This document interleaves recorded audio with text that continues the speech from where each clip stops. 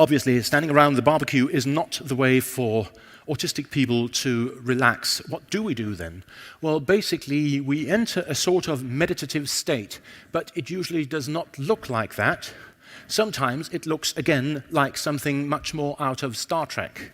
If you want an alternative to Mr. Spock, you can always look at especially the liberated people who come from a Borg environment.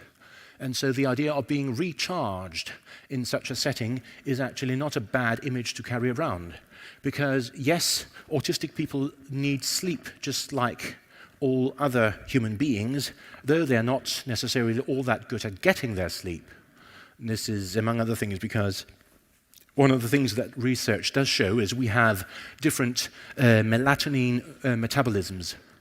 So we don't produce quite enough melatonin, and we don't produce it in the amounts necessary at the time necessary. And that means that we sometimes have a hard time getting to bed, and when we finally do, we're exhausted, which means we're very difficult to get up and get to school next morning. But apart from needing sleep, we also need downtime. We need it so badly that sometimes I, in my adulthood, say, okay, I can get by if I slice 1 hour off my sleep.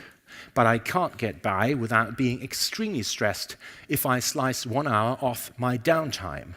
So I actually need to stay awake for 1 more hour so that I can reach my quota of downtime, and so that I can actually manage to fall asleep instead of being too agitated to fall asleep because I'm in a very dangerous downtime deficit.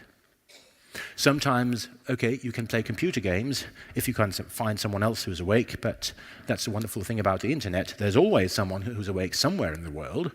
But apart from that, it might also simply be looking through books, anything of the sort, enough to fulfill the day's quota. And this is something also that I've spent quite a lot of time explaining to parents, that they need at least 1 hour a day of whatever downtime activity they're actually engaging in.